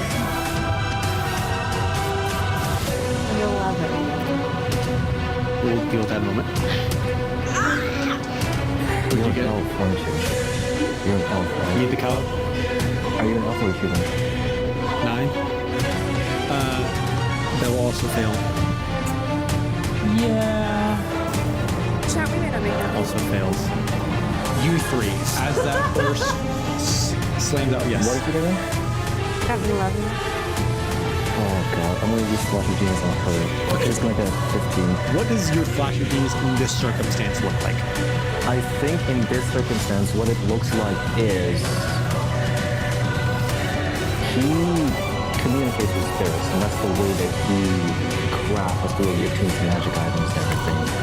What it looks like in this moment is he communicates with spirits that live in Natalia's body and transfer over the blight from her to himself so that he fails. So that's why he fails. Yeah. So, as you take that in, well, you are spared. You kind of like brace for the worst, and it does not come. Pygmaeus, I'm a Kai character. you went from 1 to 2, correct? Yeah. You have access to spellcaster. So, you lose 8 current and max HP. As the wave hits you, you don't get back down to cover in time. And as the wave hits you, you're almost thrown backwards. You land, you start coughing, and you see blood stain your hand. Oh, sorry. Okay. Joined him. So, that happens. This one's got hit. Kai. You standing there right next to this thing. It bursts outwards, the energy immediately, the curse aura that spreads, impacting you. As it does so, there were other symptoms from the second stage that you hadn't quite noticed yet. But beyond that, when it hits you and you're almost knocked backwards, you blink your eyes for a moment, and you look out, and there's this level of glassiness to your vision where beyond a certain point, all you can kind of see is a haze, this kind of strange, like wavering, almost mist that kind of hovers in the air. Now, you know it's not there because within a certain range, everything is completely normal. Beyond that, you start seeing that your senses are kind of going haywire. Additionally, as you're standing there kind of coming back to, an odd thing happens. As you're kind of like readjusting yourself, trying to figure out exactly what's going on, and you smell this incredibly strong, like, the way you describe it is kind of scent of sage that is kind of just gently drifting through the air. With your passive perception of 13 and being so close, the majority of that scent is coming from Baldo next to you. So, as that happens, you feel exhausted, fatigued. Additionally, when you look down, your veins are somewhat discolored. As you can see that they're not like popping out, they're not strange. It's more so that when you look down and really pay attention, you can see that they are starting to somewhat match the color of the blinded veins on the ground. Underneath your somewhat darker tan skin, it's a little bit harder to notice, but it's still there. So, having entered the third stage of light, I'll say additionally, Valdo just standing right next to him, you've seen Blight at not its worst, but when it gets bad. And you know that beyond a certain point, you cannot come back from it. Just looking at Kai, he's not there yet. He's getting very close. So, that goes off. I need to play devil's advocate. Yes, But what was the range? 20-foot radius. Or sorry, 20-foot radius. It expands when the creature dies from it. Yes. So, Arya could have hit that, which means that she... Correct. So you would have also been hit. Yeah. Good catch. Yeah. 17 saves. It's the rules, you know. Yeah, you got Good catch, but the other day it does not matter as you are so fortuitous that even though Blight attempts to settle into your body, there's just a level of natural resilience, a level of natural grit that you have. I gotta play devil's advocate. There you I go. feel bad if I had not yet gotten blighted and then... So, from there, that is their turns. That takes us then to number 4, which is none other than Velda. I'm starting to feel like a Harold Little Jack Rabbit right now. I watch obviously this thing blow up, blight spreading into my party members and especially into Kai, who is already mostly injured because of You can, especially having knowing what to look for, can see his veins kind of somewhat discolored. She kind of mutters to herself, well, thank God you ain't got fur. And she focuses really hard and blows smoke from her pipe onto her hands. Now this smoke smells particularly sweet. She naturally smells like lavender, courtesy of some fae she pleased. But this smells like juniper and elderberries. And she places her hands on Kai, and she is casting Cure Wounds at the 2nd level. Now, all you can smell right now is an overwhelming scent of sage. And you heal. You said Wait, second that's- level? Second level. Oh, wait. And because it's 2d8 base now. Is it increased by 1d8 or 2? So you roll 4d8, and that's how much damage Wow. gets.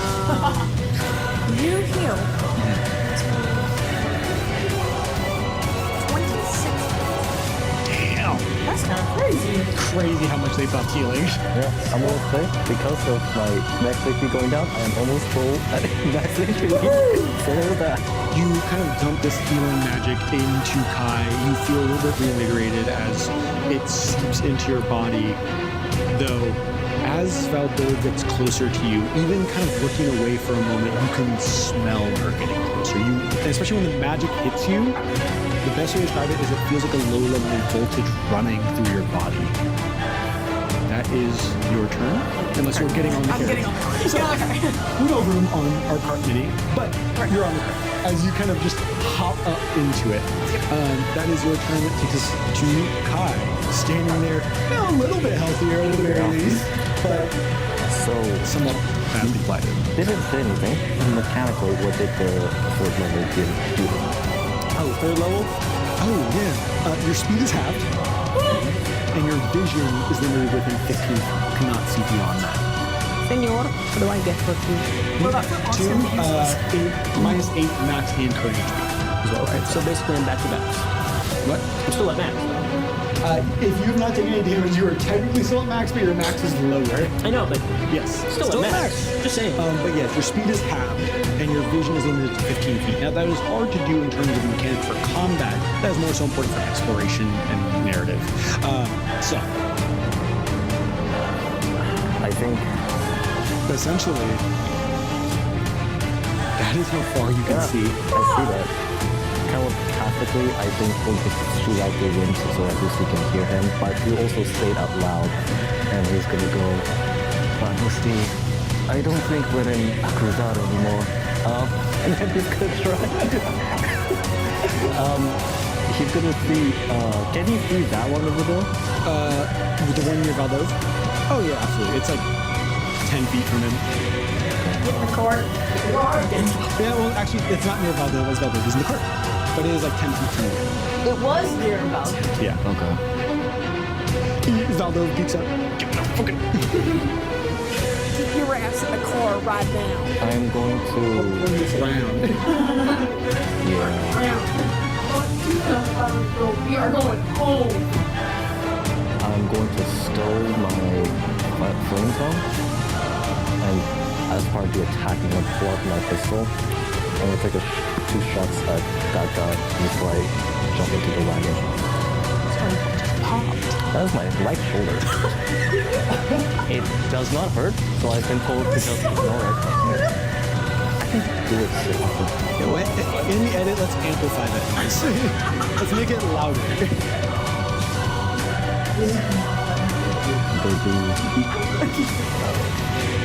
Actually, before we do that, he'll command is still dependent to move up next to that one. To the one I'm trying to hit. Yeah. I guess it could use the difficult terrain through allies. So yeah, no problem for that. As it just kind of like gently pushes the baboon aside.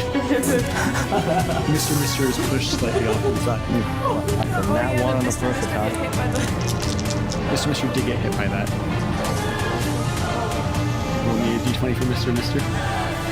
His save, by the way, for this level is, I think, a +1. Hey, he's got a bonus this time. So advantage, right, for Mr. Sorry. -1. Hell yeah. No advantage. No advantage. So, but he's already at level 1, isn't he? Yeah. Just Is that natural 1?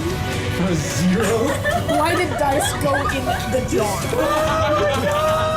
why did dice go in the jar? So, as that blast is Mr. Oh no. How much more HP does he get? Dog, I don't even know. Honestly, It's 2 per hit dice. I'm barely keeping up with this.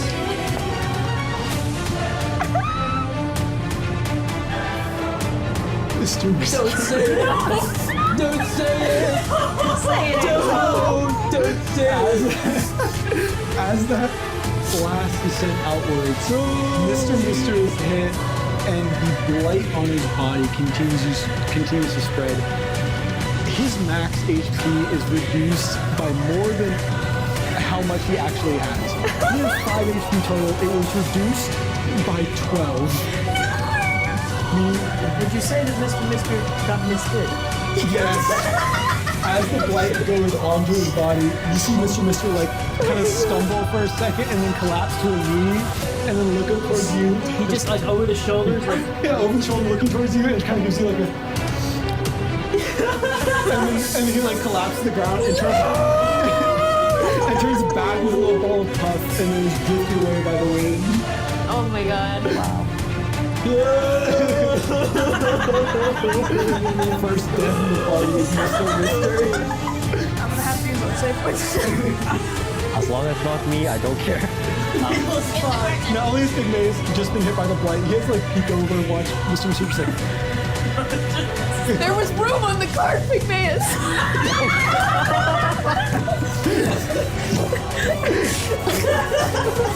damn.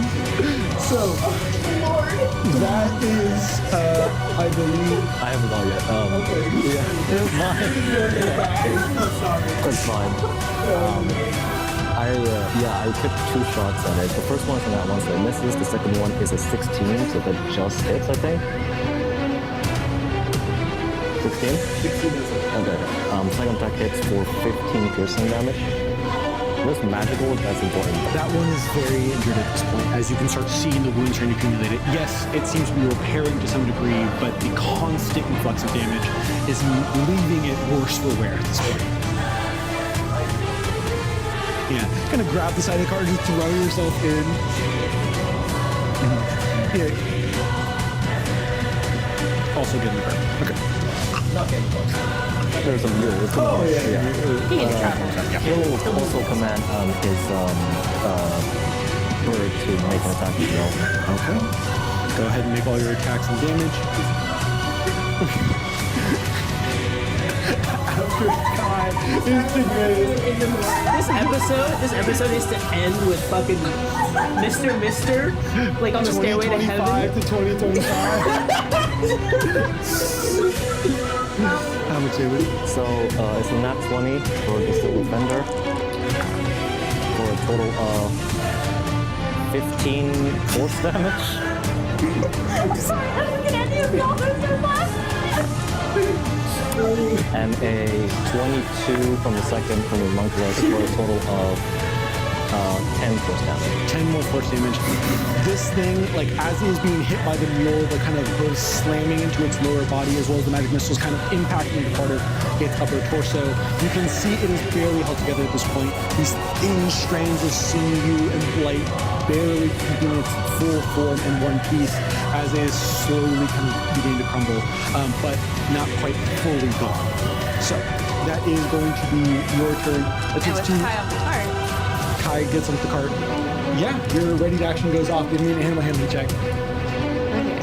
But that's at disadvantage because blight. I'm trying really hard. It's at disadvantage, right? Because you're poisoned, yes. I just calculated how many That's a rounds. 20 and a 14.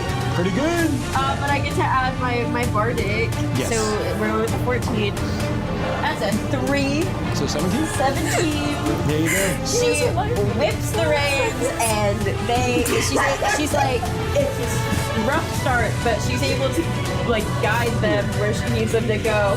And she's gonna look over her shoulder and say, please come along, Arya.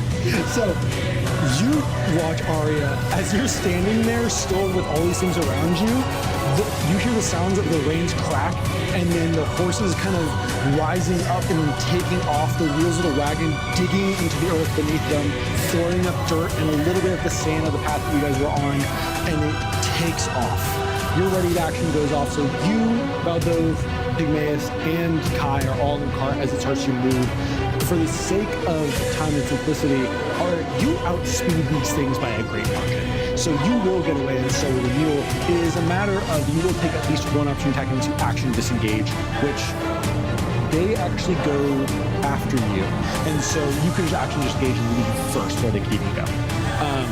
So unless you would like to do something other than that, you can just actually disengage and follow the cart out. However, I Yes. think it would be really funny Yes. to pull my halberd at them again. Fair enough. And you can just take the attack. Yeah. All right. It's on that one on there. That one was already very You low. said he was hurt. Very, And yes. I like to Kill I like to add salt to the wound. So after watching Mr. Mister, you're even madder.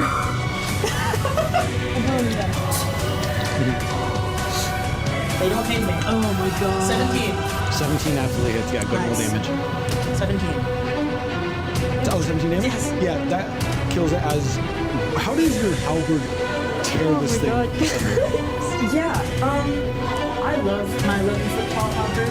It's way too absurdly large. The size of the building's like story. Yeah, but Arya, would she have noticed that they are like kind of connected to the ground? They do connect themselves to this, and Arya absolutely would notice that. Okay, awesome. So she definitely like takes this halberd to the side and just chucks it so it spins and tries to cut it, sever its connection. Yep. So as it is clearly like trying to reach down back to the earth, you try and find some kind of purchase on the blighted veins to potentially recover and heal itself. It reaches down, the halberd swings, slides across the ground, kind of throwing rocks and dirt in every direction, before it connects with its legs and the tips of its fingers, chopping it down. As it hits the ground, you can see it starts writhing and the body kind of slowly stops moving and begins to, as it falls apart, the blighted veins kind of reclaim back to the earth and vanish into the rest of everything else. So, that one is gone. Take the halberd back. If I don't move it, just True.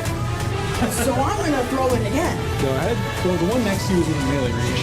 Oh, that's true. I don't have to throw it. Yep. That's another 17. Do we have to leave though? I mean, obviously we're winning.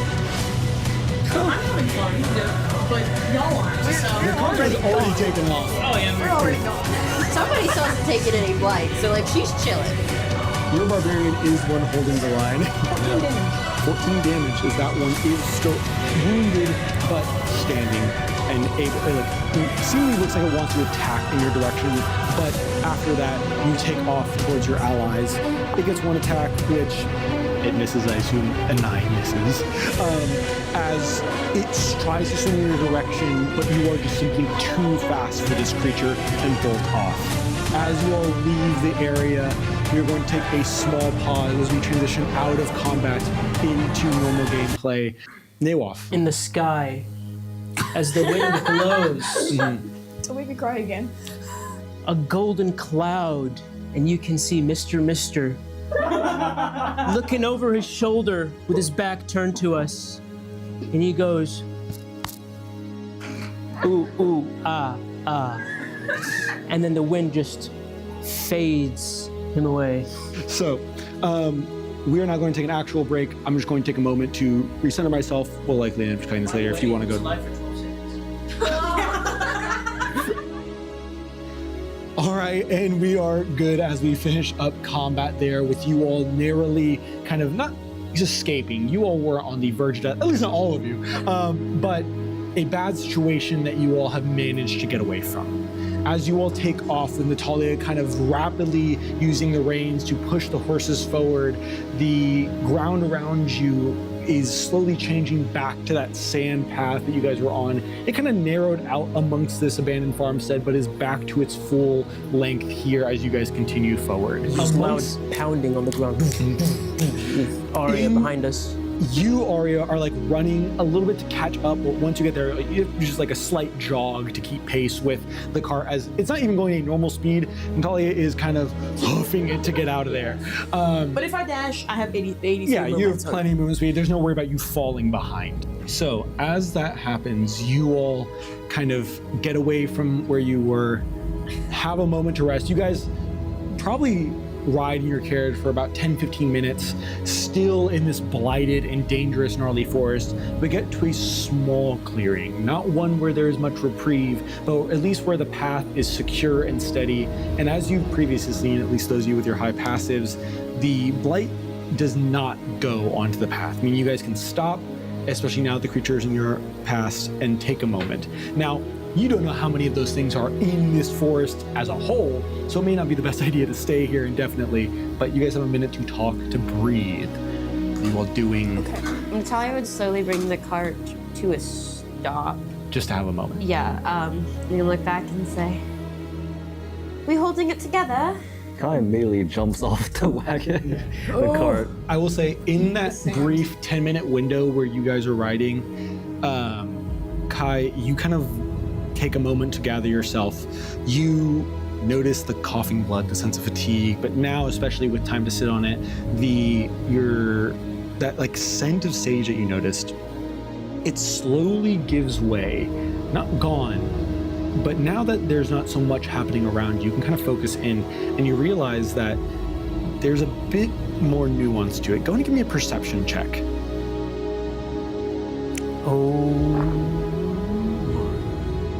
Dang, opposite ends of the spectrum. That is a 6.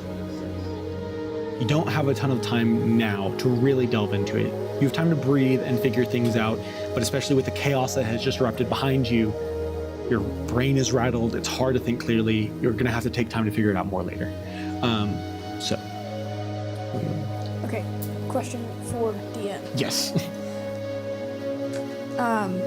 From her years of field research, especially the highly illegal kind, which I imagine happened after she got the blight the first time, as a research on how to eradicate and potentially cure it, does she know how to help combat the effects of blight? Give me a medicine check. Is this And going to be I a will say, disadvantage? it would be an advantage because it is your exact field of study, but that is canceled out by the disadvantage, so it's an even roll. Can I help with this roll? Ooh, Advantage and disadvantage cannot go beyond, like they will always cancel each other out. Even if you have 10 advantages and 1 disadvantage, they cancel out. what is this check for? Medicine. Could it be? As a blight warden, and having experience with blight bodies and the early stages as well. Yeah. Could I also try to see if there's anything that I can do to suppress my own symptoms? Yeah, give me a medicine check, also advantage, but disadvantage, so it Could evens this out. be an Arcana check because she studied it with magic? Yeah, I'll allow that. Okay, cool. Because then, case. in that case, it's a 23. 23. That's an 8. I have a question for you as well. We'll get there in a moment. With an 8, you're so rattled it's hard to think. You think that with a bit more rest, a bit more time, you may be able to actually figure some more of this out, but at least for now, you're uncertain. You know the bodies you've seen and the various stages at which they are. Every body you've been given is already passed, meaning it's hard to tell on a living person like yourself where exactly you are, what to do. As far as you, though, on the other hand, you've dealt with blight that is live and active. Now, it's hard to tell exactly what the blight does. Research on it is, as well-funded as it is, never fully clear, as it seems more than anything that the blight is adaptable. It, as a curse, seems to be, for lack of a better term, programmed to kind of shift and change to its environment. You know, though, through your research, especially in your lab, that blight at a low level, a very low level, can be helped with just good rest, time to take a moment, and time to kind of like mend yourself and refocus. At the end of the day, it's a curse. And so there is a way to, again, for lack of a better term, spiritually fight it. But on the other hand, the higher you get, the more it becomes a thing that is like cemented into your bones, into your very essence. And so at a low level, rest, reprieve, some time to give it room to spread out. At a medium level, you need things like very specific spells, very specific treatments, though you're not exactly sure exactly what those all may be. You'd need some time to look through your books. At a high level, there's no coming back. There's no way to get rid of it or even suppress it. Okay, so I actually have a question. Yes. One of the spells that I know is Dispel Magic. Correct. We've talked about that. One of the other spells I know is Remove Curse. Correct. Would I know if either of those have worked? I imagine she would have tried those. So you know that at a low level, especially having tried those in your lab, Dispel Magic doesn't really work on the blight very well. It doesn't seem to have any kind of grip it can find. But Remove Curse, I mean, it is a curse at the end of the day, does not do as much as they had wished. At certain levels, are very powerful and potent levels of Remove Curse, it can eradicate levels of blight entirely. But at its base level, and for most people, Remove Curse acts as a suppressant, as a way to get rid of the effects of the blight, but not actually remove it from your essence. So, that said, we're going to get the first use of the Feywild Shard, as she is going to switch out one of her spells. Specifically, she's going to switch out Leomund's Tiny Hut Okay. for Remove Curse. All right. And she is going to cast that on Kai at 4th level. I actually don't know how that works because I don't have this one written down. So Remove Curse interacts very differently with a blight than with a normal curse, so I can go ahead and take care of that. But for those of you who do not know, we have changed the Feywild Shard in this case, as normally it's for sorcerers alone, but as a Feywild researcher and a wizard, we thought it most appropriate that you have some way to use it. In this case, it allows you to swap out spells from your spell book to your prepared spell list, but in exchange, you run a risk of a wild magic surge, essentially, as the Feywild has its fun with the weed. They're doing this on the cart. Well, the wild magic surge does not go off immediately. It is more so the next time they start casting. Oh, And she's going to be very careful about that. So, as you carefully cast Remove Curse on Kai, this time taking time to make sure it goes okay, at a 4th level, when you cast it, you feel this sense of weight almost lifted off your shoulders, like you can just stand a little taller. Before it goes off, that scent of sage is overwhelming as Valdova approaches you, almost to the point where it's all you can focus on.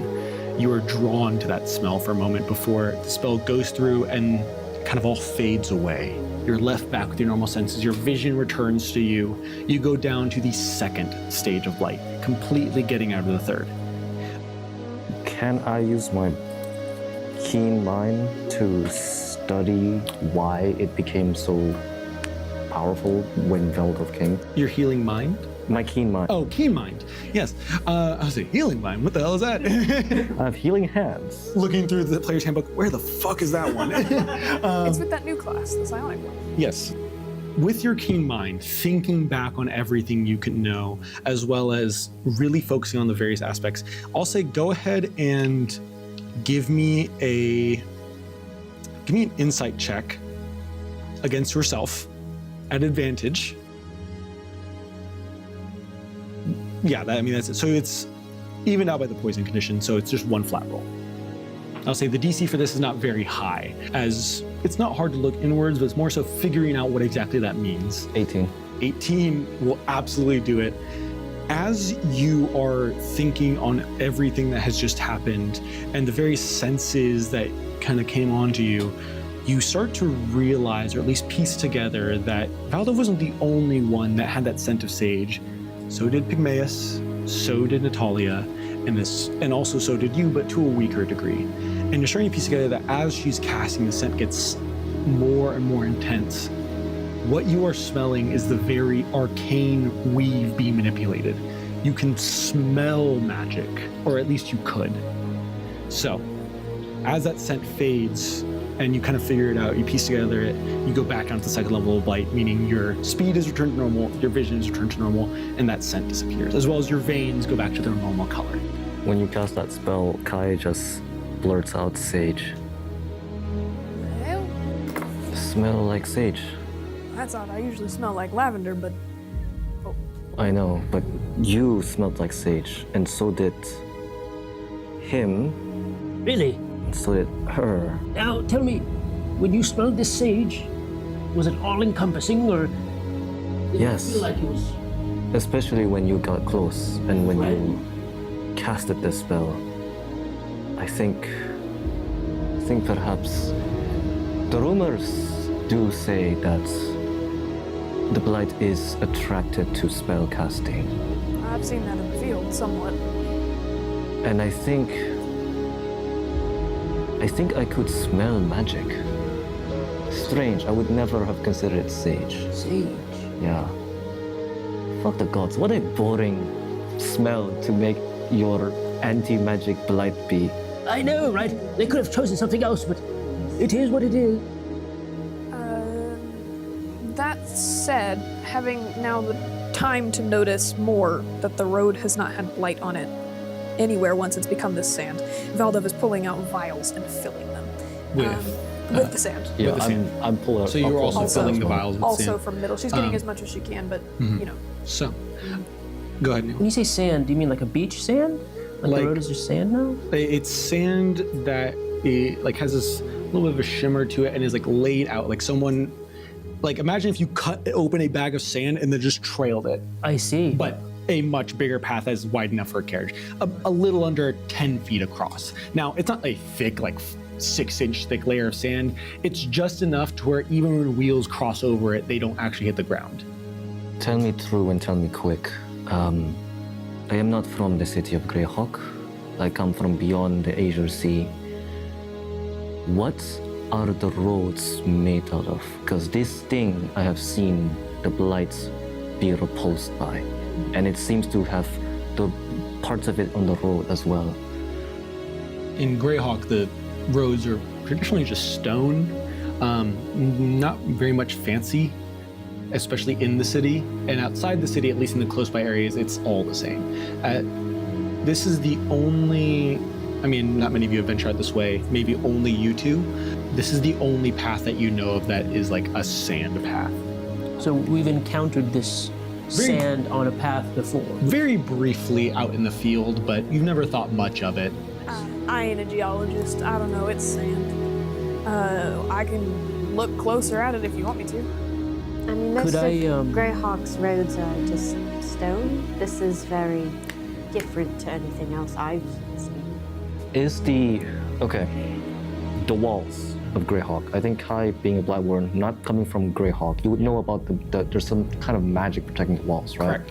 Or as far as you know, there's something that keeps that them seems safe. to keep it safe. Okay. Does the way the sand glisten, did he see that in the walls of Greyhawk as well? Give me a investigation check. This is like a kind of like thinking back investigation check. I think that's guidance. Someone here has a vial of that sand, right? He had gathered one vial, you've gathered, I'll say 3. 23. 23. With a 23, I mean, yeah, when you look at the sand and take a moment and you think back on your time that you have spent in Greyhawk, and especially the walls, they glisten in kind of the same way. It's strange, though, in that the walls had that kind of glistening sheen over the entirety of them. Some parts were a bit rusted or messed up, but the sand, when you look closely at it, and with that investigation check, what you notice is that the sand itself is not glistening. There seems to be particles of something in the sand that is glistening. Kind of like the sand itself is completely mundane or normal as far as you can tell without casting Identify or Detect Magic. But there's something inside of it that seems to glisten. Finn, our benefactor, he said that the tower exists in the Lord Mountains, right? And it used to be the ore that they built the walls of Greyhawk was made from the ore. So this Simverian ore that he is looking for, it fucking works. It works. Look at it. And then I think he like takes the vial, and he looks at it, and like, even though he's been dying, he's close to death. He's been making all these jokes around the ride, talking about like kind of mumbling a bit, just meandering a bit about like all the near-death experience he's had, and slowly losing hope. You just see a spark of flame ignites within him, and then he looks around at you 5. Thank you for what you've done. I know I am the closest to Blight, but I promise you, please let's not turn back. We need to go there. I will do everything in my power to keep the 4 of you safe, even if I must go. May I see this vial, please? I give you DM question real quick. Are we looking for an orb or an ore? orb. Yeah. Are we sure that it's the orb doing that, or if it's just the same type of rock that they ground up from the walls? That's the thing. I have never heard of what the mechanism in which they build it out of. It might be that the Simverian orb is responsible for enchanting it. It might be the metal itself. I can't be certain of it. I mean, it seems to be special sound, I guess, if you guys are that intrigued by it. It's not the sand, it's the particles inside. And I try to show it to you so that you can see the glisten inside the sand. So you also, I assume, hand a vial to Pygmaeus after he asked for one. Pygmaeus, you're holding this vial of sand. All this chatter, the best way to know if something is magical is just to taste it. And he takes a little and touches it with his tongue, and it sticks to his tongue like candy rocks. What does he taste? What does he feel, if anything? I'm looking at a character sheet to figure out what role this would be. You know, realistically, I think this is survival. This is using your senses to figure something out from the world. Sure. Does ingesting something with a magical property at all kind of get you closer to understanding its magical properties? I wouldn't say that's how it always works. I think it varies, because there are magical potions and magical foods and stuff like that, but typically no. So give me a survival check, and then give me an Arcana check. With disadvantage? Huh? It's a disadvantage. The Arcana check you're making, as well as the kind of wear that you've had, makes it unsure if you know what is here. You have a faint idea, but you're just not certain. I mean, it seems vaguely magical. I mean, it's working against the blight. The blight is magic or something. So What I will say is, with an Arcana check, even with just a 12, it doesn't scream magic to you. okay. But it And then Pygmaeus, what'd you get on your check? A 19 and a 4, plus 7 and 11. 11's not bad. I will say you don't quite know anything from eating it in terms of its properties. All you get is like that kind of like earthy sand taste when it gets in your mouth, and a little bit of like a metallic kind of tang. what is it? What it taste like? It's gonna be like, let's. It tastes like when you go to the beach and you lay down your blanket and you put your little sandwich on the plate, and then the wind comes in a really bad way and it puts some sand in your food, and then you crunch. And all you can feel is the crunch of the sand and how it ruins your ham sandwich. At some point while I you can't guys are say I've talking, ever experienced that. Well, never mind. as you guys are talking, Gusti, who has been just kind of like keeping an eye out, telepathically in your head, you just hear, I'm hearing more of them coming closer. They're not nearby, but they're in pursuit. You know, the last time, we didn't get 10 minutes, it was 7, so I consider this an improvement. And then I tell the rest of the party, there's more coming, by the way, we should probably go. In the couch. Let's get the hell out of here. One last question. This line of sand following, when we started following it, and I'm assuming we went to this area where we had a combat event, and now we're turning back the same path. Does that mean that the sand continued on a path? you're not turning back, the sand cut through the farmstead. It kind of tapered off a little bit to the point where like there wasn't much in the actual farmstead itself, but it's more so like path, farmstead with a little bit, and then path continues afterwards. Yeah, we're going deeper. We're not going back to Greyhawk. Yeah. Okay. Yeah, all good. So you're already in the cart, Arya kind of standing nearby, all of you guys conversing and talking, but with Gusti giving you all a bit of a warning, you all start to head out further into the gnarly forest. Do I need to make another Not yet. check? Okay. Is there a backside to the cart? There's a bit of a backside, like there's a small area where you could maybe use a step to get up, or there's like 2 small things on the side that people could put like a bag in. You guys start taking off through the gnarly forest. No animal handling check needed yet. I believe Arya, you said you had something? Yes, I will say as we are continuing to move, she's trying to stand upright, but Arya is very clearly wounded. She's a little bit below half health, which is saying a lot. Yeah. Y'all right there? I would be Yes. fine. Sorry to leave you behind. I just thought maybe you'd want to walk, but also you were so large you couldn't get cut. No, it is fine. My job is to just keep you all safe. Well, we have to keep each other safe. I'll go, going. I was just like, Arya, are you afraid of needles? No. Okay, good. And then Pagusti, the bird, flies over to Arya, and then I'm going to cast Cure Wounds, and then through Pagusti. So what happened is you see he opens his beak, and a syringe comes out instead of a tongue, and then and on your shoulders. She's seen worse. Yeah, You cast your wounds, go ahead and roll. Is that just at first level? it's just first level. Okay, so you heal Arya as you guys are walking, or Gusti kind of lands on Arya's shoulder as you're walking besides the cart. As you guys are not necessarily running, but have taken off in a decently brisk pace to avoid the things chasing in pursuit of you all, the kind of gnarly forest still expansive around you. You guys just barely, far off in the distance towards the horizon, begin to see what looks like the breaking of light onto the ground. Not the end of the gnarly forest, but the beginning of the end of it. You have almost cleared at least this section on your journey, but there's still much more to go. Is there anything you would like to do right now? Kai is also going to use his healing hands on Arya at the same time. I was gonna say if he didn't heal her more, Valdov's gonna get her the rest of the way back up. So, as you heal Arya, The rest of the way back up. That's a lot. I would say Arya being below half is the equivalent of you all taking your full health bars. I'm all in 109. The exception of you. I say as I didn't take any damage in that battle.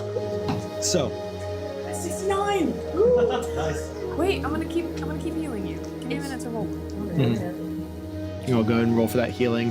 As you guys are gathered in the cart, making your way out of here, the blight having made itself clear as an opponent and an obstacle on your journey to Prometheus Tower and Lortmill Mountains.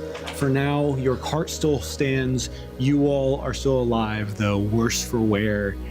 And there's a degree of, not uncertainty, but of the unknown lying ahead. Though, at least for some of you, there's renewed motivation to make it out there. You heal up a bit more, and that's where we're going to end the second episode of Project Crit, with you all still making your way out of the gnarly forest, on your way to Elred, and having just finished up your first combat against the Blight, or Rip Mr. at least its Mister. creatures. R.I.P. Mr. R.I.P. Mister. Mr. Mister. Thank you all so much, and we will see you all next time for episode 3.